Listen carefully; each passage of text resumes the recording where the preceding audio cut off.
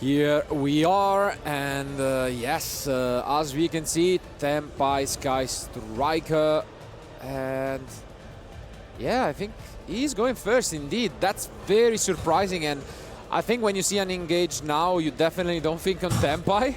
You think of Yami. Yeah, Absolutely, yeah, of course. mostly of Yami, maybe even the Sky Striker deck, you know, full Sky Striker. Oh, and we're actually playing also Hornet drones. I really want to see how he plays this out, because honestly, I mean, we were used to seeing Tenpai completely differently.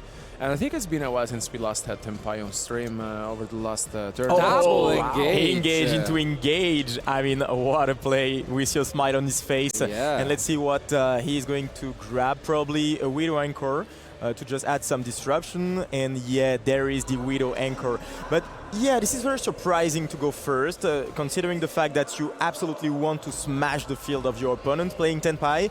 But he must have something. You are able to end, of course, on the seal, which is a very good interaction with your opponent. And let's see if he has some other pieces to add to the field. We've seen in the past some players play some Lubellians and everything. There is the Fuvalos, which is, of course, a very good card. Oh, but there is the talent. He's going to watch his opponent's hand, and is there a response? Nothing. Prayer. Oh, what a hand. Ouch. The hand is pretty good, to be Yeah, honest. the hand is strong. And I also like that Steve didn't activate the Ash Blossom, because he kept it. And now, having the chance to see Lucas' hand, he can surely think about what to get back. It's tough, honestly. Yeah, it's I didn't. I mean, if he has the Ash, obviously it changes things significantly, but I mean, still, you will be able to stop the first play, but there will be the second one, so... yeah, there is really no way around it, I think, no? Because even the Saj is very annoying. It gets rid of the prayers, which fair enough, but this still gets you there. He doesn't look happy, and I can understand that, because if he decides to just stay like that, stay that way, it will not be enough to just interrupt Lucas. And if he decides to go to the Kagari to just get back the drone or something, I mean, he's gonna make his opponent draw. I don't know. Again, I don't really agree with this, no? We have seen it a couple of times all weekend, but if you're gonna go into Kagari, why not wait for the talent? It's just free information on top, no? That you can just take a look at what you give them with the Fuvalos, and yeah. I mean, he probably just wanted to know what his opponent was playing, if the hand was strong enough, so that he's able to know if he wants to extend or just stay on that and just keep the Widow Anchor. But it seems like we just normal summon Genroku and pass. And we do know that possibly that card could be a Widow Anchor, which we cannot really use now, but we have an easy way around it because we can use the Genroku at any point and just free the space. I'm not sure about the impermanence on the Kagari, though. Like, why are you preventing him? Because like this... I mean, I think he was still thinking... it's interesting. I mean, again, it's possible you know what you're up against just because of top tables, but this, I feel like, felt like a regular Sky Striker deck, not much as a Tenpai one. So, but yeah, I agree with you, it's not so obvious. And this is a very interesting line. Yeah, we do set a monster first, and here comes the Ash Blossom you were talking about. Is there something? Yeah, there is the call by the grave. Wow. I mean, yeah, Lucas is there for a reason, and he just has the call by the grave out of the draw of the Fuvalos. Very, very good card right here. What a card called by the grave. Every time we've seen it in action, it was almost game-winning this weekend. And I mean, for a reason. And I mean, look at that. You are going to be able to activate the Saji, the Armasa as well. And you just get your engine rolling. And it's going to be very hard to stop with only a Widow Anchor, because we know everything on Steve's side. And it's going to be very, very hard. At least you have the Genroku, so you can just special summon a Tenpai, but I mean, does it really matter? It doesn't, yeah, exactly. It doesn't really help you out a lot, especially because I think Call by the Grave was the only one here saving Lucas, because, you know, we pretty much knew his hand, and Wow. Yeah. But I mean, this was strong regardless, and what can you do? I mean, now you pretty much have access to everything. Even one of these two effects resolving was enough, and he played around it in this interesting way, and yeah, Steve is just gonna let him grab everything so we can get Ritual, we can get Murakumo, and things are good enough. Absolutely. And prayers. It's going to be the prayers here. But I'm still, you know, I'm still wondering why go first with Tenpai. I mean, maybe just so that it was a bit difficult to just break the Mitsurugi field. But still, I think you have a lot of tools to just get rid of all the threats that are on the field. So I'm a bit concerned about that. Also, like, if you win the die roll and let your opponent go first, I think it's quite difficult anyways. And you I can't think even this is doomed already. And yeah, as you can see, Steve picks up his cards and Lucas takes this one in quite a convincing fashion. Yeah, I don't know. I totally agree with you. I was already baffled, and that's why I was second guessing myself more than the decision. Maybe I heard it wrong, or maybe Ed got it wrong. But no, it is the case indeed. Yeah, I mean that's something. Unless the only other thing I could think of, maybe Lucas won and he went second. But absolutely, that must be the case. Maybe right? that is the case indeed. And I mean, again, of course you're gonna know, like. You know, for regular decks, of course, you know the one guy who is playing Tenpai Sky Strikers. Everyone is talking about it at the top tables. And regardless, now it will be interesting to see what the decision will be from Steve, because he does have some interesting side deck options to shut down completely the duel. Yeah, very interesting ones. Yeah, and so I don't know. I mean, again, we could expect him to go second. But it's tough, especially because this is probably one of those matchups where if you have Purification, you can bring it in regardless if you think you're going first or second, and that card slow down you know, the game a lot. Outside of that, I don't know, what do you guys think Lucas have in the side deck for like a matchup like this? I mean, when you are playing against Tenpai, it's always very difficult because you want to have some cards that negate all the spell traps, because you're going to have to deal with some Lightning Storm, some Raigekis. We've seen that before with the Gemini strategy. It's pretty much the same. You bring the same cards. So, I mean, you don't have cards like Dingirsu, but you have cards like the Purification, or even some Judgments if you play some.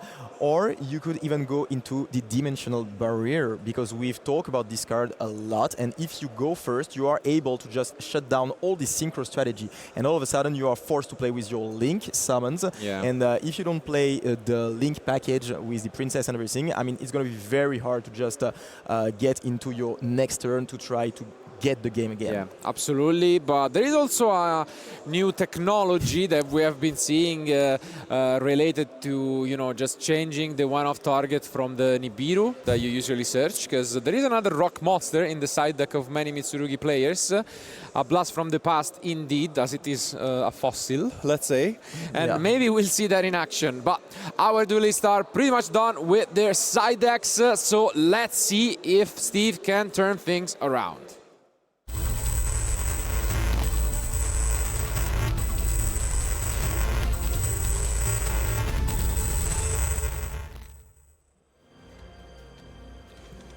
So, first decision. Who is gonna go first? And that makes a lot of sense. Steve going second. So yeah, he must have lost the dice roll, I think so as well. And let's see. I see a prayer, which is always one of the best cards to get. It's also going to be interesting to see if he's only on field breakers, or maybe there are a few end traps, like you know, some Mulcharmies, or even some Ash Blossom, which could be useful. Well, interestingly enough, we don't go for the double effect. We are only going to use this to add. Obviously, what's strong about this card is that being a quick spell, you can play around Rolling Lock Bird by activating it in the draw phase. And yeah, that's pretty much all you need with the Abakiri. So yeah, let's see. Does Steve play maybe more Charmies? And again, we see this play with putting first a monster face down. I'm really curious to see if Lucas really understood that he would have gone first and sided out the Mulcharmis. Oh, and it's the Serpent. Interesting. Okay. But yeah, seems like Steve, I mean, at least doesn't have a Fuvalos and not really interested in doing anything. So that means that he's going to have to break the full field with only engine and only field breakers, which is interesting because I like this kind of situation where you just have some engine and you are trying to break the big field. Yeah, and this was another important check for that draw, but not. So indeed, Lucas can go. I guess the only other card you have in your mind might be the Nibiru now, but I mean, this is a deck that can play wonderfully around it because you really don't mind some of your cards getting tributed. So now we are going to see the full combo, of course. Lucas recognizing the fact that there is probably nothing left in Steve's hand. Yep. And as you can see, we got all of the different names. Adding back this ritual, it seems, from the grave, and probably getting either Murakumo, Futsu. They're all valid options. I mean, the full field, I guess, would include both. And yeah, exactly. He goes for Futsu instead. And to be honest, Futsu is so scary. It's so scary when it's on the field because its presence alone brings so much pressure on you. You have to get rid of him, otherwise you'll see those bodies just get back onto the field, and it's going to be very, very hard to just end the game through that. Absolutely, and now we summon from end, so we are going to do the opposite, getting Murakumo from deck, and then the Futsu will search us another card. This is definitely a very good start from Lucas. I think, I mean, going first with Mitsurugi in general, we mentioned it, how powerful the deck is, and the pure version honestly has so many different ways to put this up, and I mean, maximizing all the Mitsurugi cards in your deck. And also if you get the manage to also get his hands on the Great Purification, that will be great. But so far so good, no interruptions from Steve. Yeah, we got the mirror. What options do we have in terms of rank 4s? Is there anything that could be really good in this matchup? I mean, usually you go for the Galan Granite and just grab Nibiru, but I'm not exactly sure that Nibiru is great in this matchup. Not really. Oh, he has done the Baguska, the Dugares, Tornado Dragon. I guess. Tornado is interesting, but yeah, not quite. I guess Baguska is okay against the Tempai part, but yeah, you can just easily out it with Sky Striker cards, so it's so-so.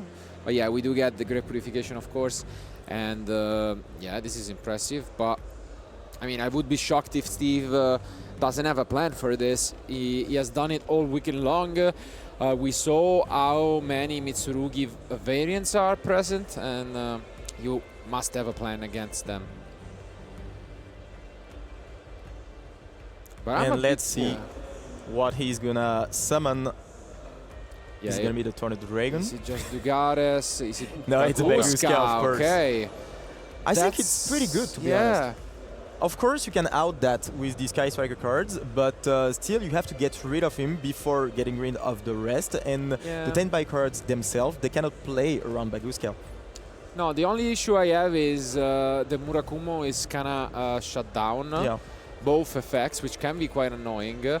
And you can out it with just the Widow Anchor that we saw, right? So there is some room, but yeah, I agree, it is annoying. I don't dislike it, to be honest. I don't dislike it. No, it's fine. Like, it depends, I guess, on the end, because I also wouldn't have hated going for a Dugares if, for example, you don't have, you know, Ash Blossom, and I don't know what kind of interruptions he has in terms of Dominus cards or like Ghost Bell, and all of them are good, you know. And wow, okay. Getting rid of the two monsters to just summon Dinamundo. Yep. I think this This is interesting. And setting 3 cards, of course, there is the Purification, and the Purification is very, very good in this matchup. But let's see. 6 cards in hand for Steve. He's gonna have to break this huge field. At first, he's going to have to deal with the Baguska because he doesn't. He's not allowed to do anything while the Baguska is there. But if he gets rid of the Baguska, then all of a sudden the Futsu is up. Exactly. I also like the Dynamondo interaction because essentially you can just use it during your opponent's turn to bring back one of your ritual monsters from the graveyard, and I like it. It's a cool interaction. To be fair, it's I mean. Let's see now, Steve. Getting good. rid here of the Dynamondo and also the Baguska because both of them are Earth monsters, and you are going to be able to special summon the Madragon. Madragon being very good, of course, because you can also use its effect to dodge some targeted interruptions. So pretty good start from Steve here, using 2 cards, but to get rid of 2 beautiful threats. Discarding Terraforming as well. So. Yeah. Must be having a very good hand. We can now use the Futsu, no? Totally. Yeah. On resolution, he's going to be able to do so.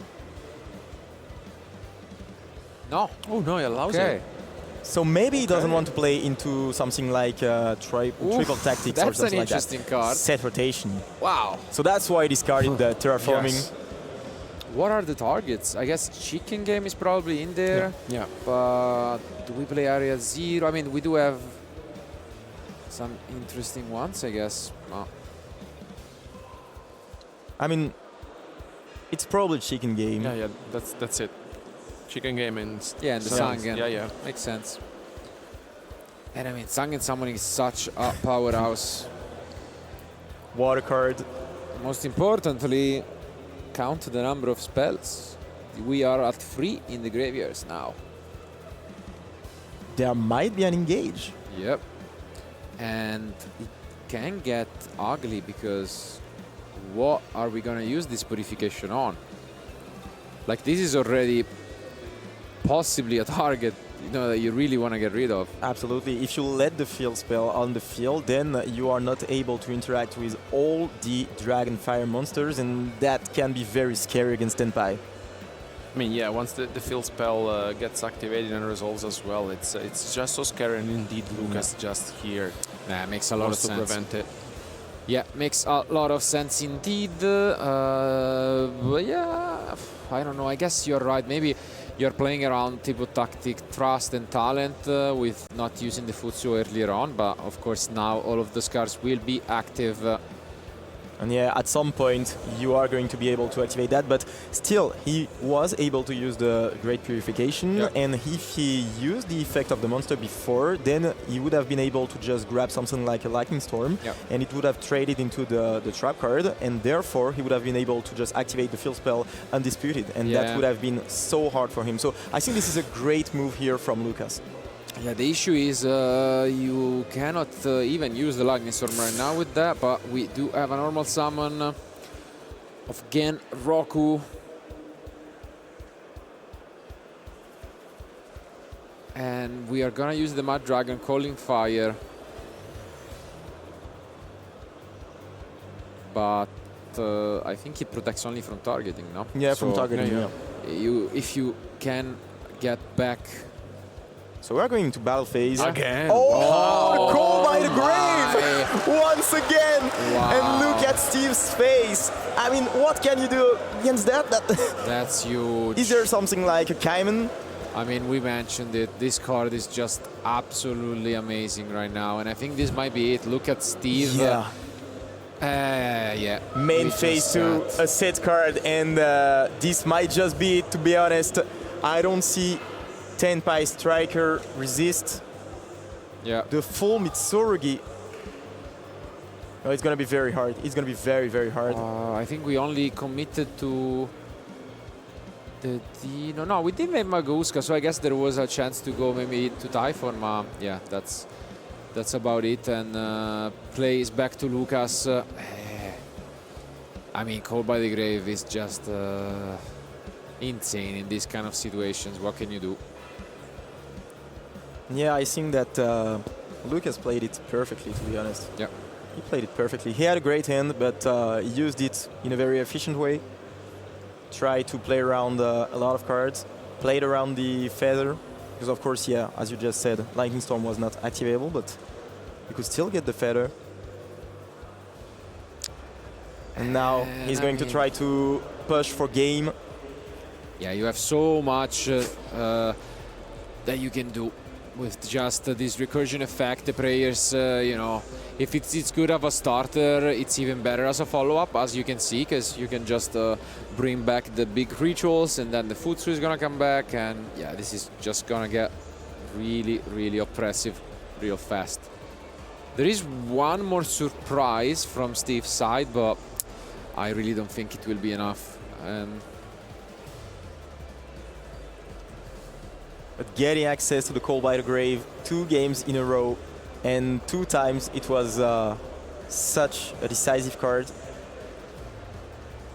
And you know, this card is amazing because not only it protects your loot, but also it can be a disruption. Even going second, it's a very, very good card. Going into the Mitsurugi strategy, being able to probably call by the Murakumo. Yeah, there is a trap card, but it can be a good trade, to be honest.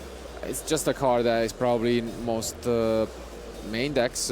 It's good against every single deck, even going second, as you have mentioned. If you think about it, Yami or Dracotail, you can use it, you know, against Entrops, but you can also use it against Engine. And yeah, it's just an such a versatile card. Yeah. And I mean, again, there is one thing we could do, but I don't know if that's gonna be enough. I think maybe the only last card that could save Steve was maybe potentially. I think Super Poly, and he does. Yeah. And there he does is have the Super Poly to try and stay in this. There was a Lightning Storm. So he is going to special summon the Garura, and the Garura will be able to give him an additional draw.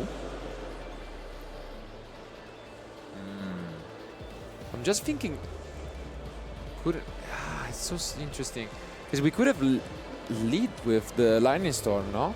And then force out the Purification and have a completely different game. I don't know.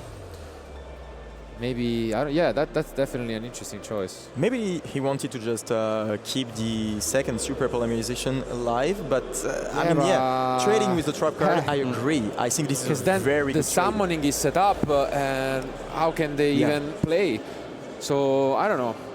Definitely, Steven, obviously, I mean, it's not like you play around the Call by the Grave, but yeah, definitely unfortunate. And as you can see here, the Super Polymerization is very different from the previous one. It's more of a desperate, you know, move to try and survive, but how are you even gonna fight this back? And so well played by Lucas, getting the Purification back and pretty much getting into a checkmate spot for next turn.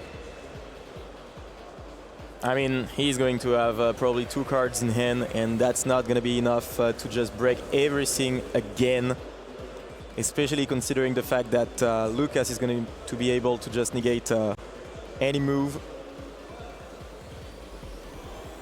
Yeah, with this setup, I think it's pretty much impossible for Steve. I mean, of course, he has a draw from the Garura, potentially, but I don't really see this one coming back from Steve. I mean, the odds are against him, and actually, for sure. Yeah. I mean, probably not going to be the case because Lucas is going to do some math, but there is also a world in which if you don't have enough, you could just pass and not attack the Garura, and then you force them to crash, and then they lose out on the Tenpai cards, and it's checkmate then. Absolutely. And that's one of the problems of the Tenpai strategy, to be honest, because for sure Lucas must have won the dice roll, and just let Steve go first, and that's a bit of a problem. I like this a lot. We deny the one draw. I mean, we have the one negate, so why risk it? And this is beautifully executed by Lucas, not a surprise. Look at this, 5 face down spell and traps. And yeah, I mean, Steve is smiling. He knows this one is over. Of course it hurts because you have gone 10-2, and again, possibly that could have been enough to make it into a top cut previously, but we have 3 more rounds, and this is not quite the case. And yeah, you can see straight pass back to Lucas, and this he will is just take it next turn.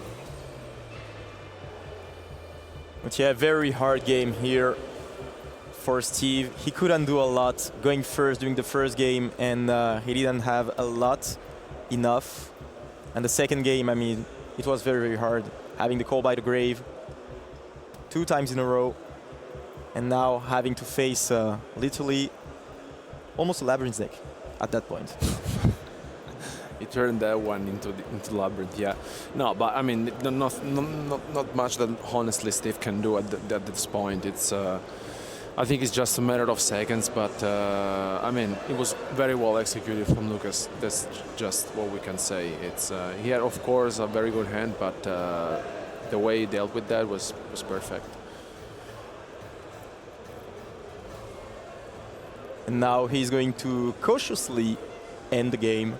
He has every single tool that he needs to just go into 11-2, which is absolutely amazing, to be honest.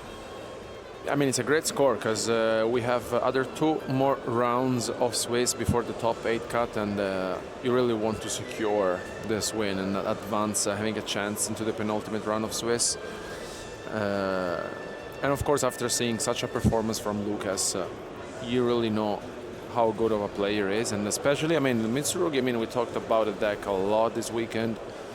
I mean, we're seeing it in action. That's why it's one of the most, you know, if not one amongst the best decks for this YCS. I mean, it was expected, of course, a lot of players playing Droll and Lockbird for this strategy, and also the dimensional barrier for the going first. But still, the deck is there, and if we combine all the Mitsurugi variants, this is the most represented deck in day 2. So that means it has a very, very good conversion rate, and it means that it's literally one of the best decks of the room, to be honest. But still, you have to play well your hands to be able to just master the matchups, and especially the mirror matchup, which can be a bit weird sometimes. So yeah, here Lucas just mastering his deck very well and showing that he's a force to be reckoned with. Yeah, the draw here is being negated by Murakumo, and yeah, I mean, Steve is only left with 1 card in hand. I think it's just a matter of understanding how many life points you can put onto the field and swing. And the answer is enough. Yes.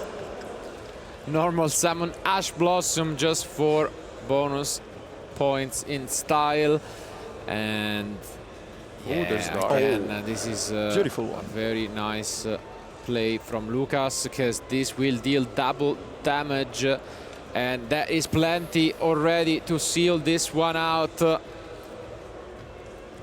We have purification, no need to worry about, and that is it.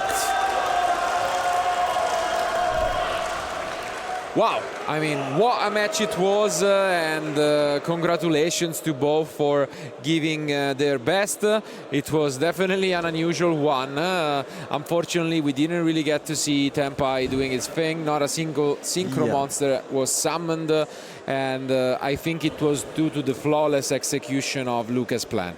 I mean, yeah, he played it very well. He had some good hands, of course, but still he played perfectly, trying to play around some interruption, some interaction. He knew the matchup very, very well, of course, because he played the format with the Tenpai Dragons. He knew his opponent because he decided to let him go first, of course. Yeah. And it's played out very well. And I mean, he's now 2 games away, if I'm correct, from the top 8. And looking at this game, he was very convincing, very impressive. Again. So it's like a statement. Yeah, for a reason he was the only player undefeated after like 10 plus rounds, and even though he did eventually lose, he's still absolutely one of the favorites. But before we move on, we still have a game 3 ongoing for the backup future match, so let's quickly jump into that.